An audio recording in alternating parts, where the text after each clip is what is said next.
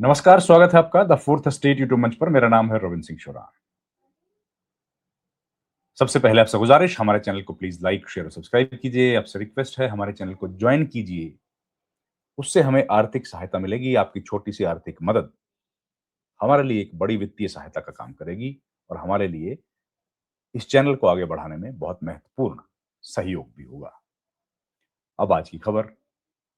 हम लोग रोज सुनते हैं कि जो राज्यपाल हैं या जो स्पीकर हैं विधानसभा के, लोकसभा के, वो ओपोजिशन को समय नहीं देते हैं हाउस के अंदर।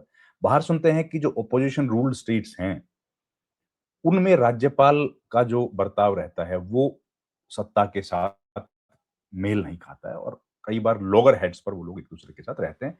इस तरह की खबरें हम लोगों ने आमतौर पर सुनी।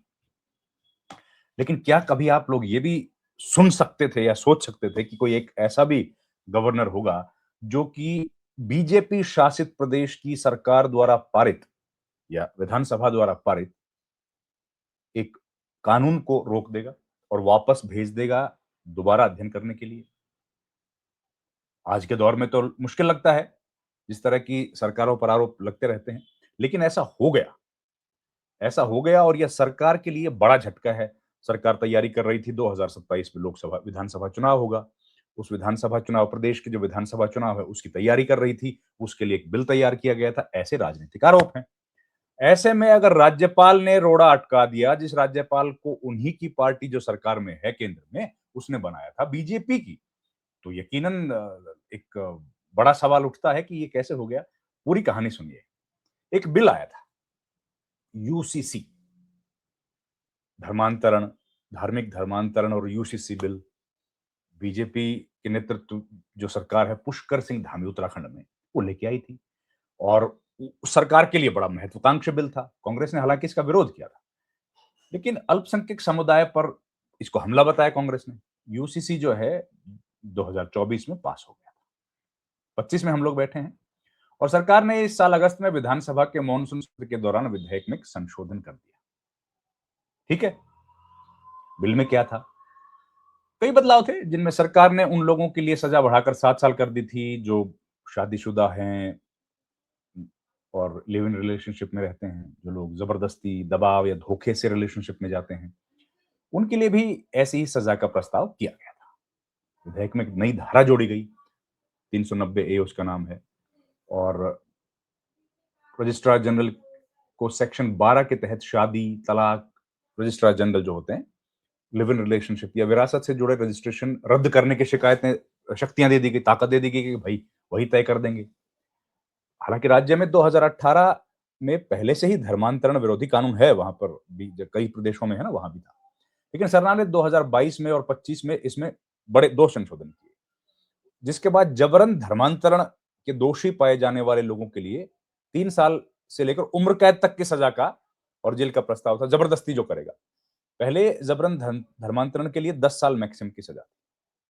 अब क्या हुआ, उस बिल को, वो जो बिल पारित किया था संशोधन, उसको वापस भेज दिया किसने? गवर्नर। तो यूसीसी बिल पर उत्तराखंड की धामी सरकार को बड़ा झटका लगा। राज्यपाल जो हैं लेफ्टिनेंट जनरल, रिटायर्ड तो हैं naturally, lieutenant general Gurmeet Singh, उन्होंने यूसीसी और धर्म की स्वतंत्रता और गैर कानूनी धर्मांतरण निषेध अधिनियम से संबंधित संशोधन बिल को वापस लौटा दिया है। उन्होंने तकनीकी खामियों का हवाला दिया।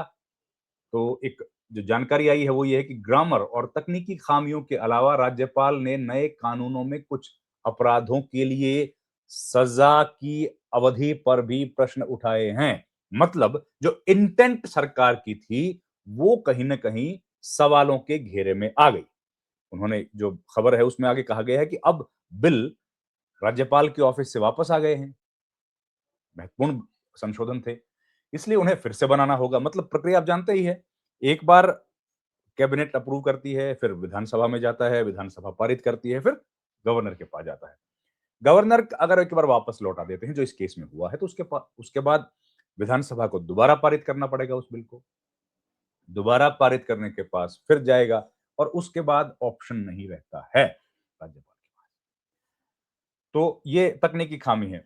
तो इसमें सरकार के पास दो विकल्प हैं, या तो अध्यादेश लाकर संशोधनों को पास कराए, वो भी एक सीमित वक्त के लिए है कि अध्यादेश तब तक काम करेगा जब तक कि सदन का विधानसभा का सत्र ना आए, उसमें उसको दोबारा से परखना पड़ेगा विधानसभा, या फिर दूसरा ऑप्शन है कि विधानसभा से पास करवा कर राज्यपाल की मंजूरी के लिए फिर से भेजा जाए। तो ये दो इसमें ऑप्शंस अवेलेबल हैं। अब कौन सा ऑप्शंस करते हैं, लेकिन ये बात शायद सरकार ने सोची नहीं होगी कि हम लोग कोई बिल पारित करेंगे या बीजेपी रूल्ड स्टेट की विधानसभा कोई बिल पारित करेगी, उसको रोक देंगे, लेकिन ये हो गया। तो क्या गवर्नर जो हैं उन्होंने अपनी ताकत का परिचय दिया? बड़ी बात है ये। उन्होंने ये दिखाया है। कांग्रेस पार्टी इसका विरोध लगातार करती रही है। दावा किया है कि राज्यपाल के ऑफिस ने मामूली गलतियों की वजह से बिल वापस कर दिया। क्या है ये, तो देखिए सर अपनी तरफ से कह रही है सरकार। कांग्रेस ने लेकिन इस कदम को 2027 में होने वाले विधानसभा चुनाव से पहले मुद्दों को जिंदा रखने की एक साजिश चाल बताया। उत्तराखंड कांग्रेस के नेता हैं सूर्यकांत।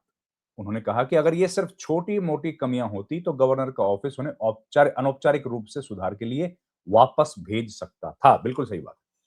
उन्हें मैसेज के साथ वापस भेजना यह पक्का करने के लिए काफी है कि यह कानूनों से पूरी तरह से खफा है, नाखुश हैं, और ये सरकार की सिर्फ एक चाल है ताकि बिलों को वापस बुलाया जा सके।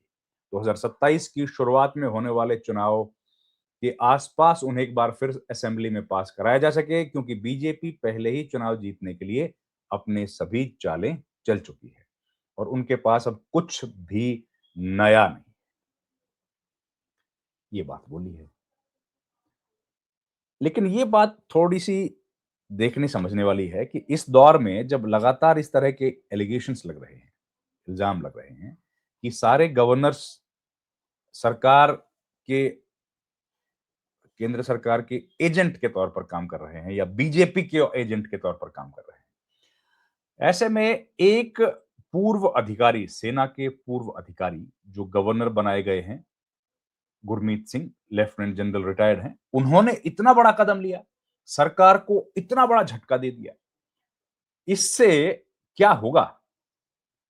इससे सरकार पर क्या असर पड़ेगा? और अभी आपको याद ही है, कुछ रोज पहले सुप्रीम कोर्ट में भी एक मामला आया था गवर्नर्स की ताकत के बारे में कि गवर्नर्स जो हैं वो लोग लंबे समय तक बिल अपने पास रख लेते हैं, पारित नहीं करते, जिसके चलते बहुत समस्या होती है।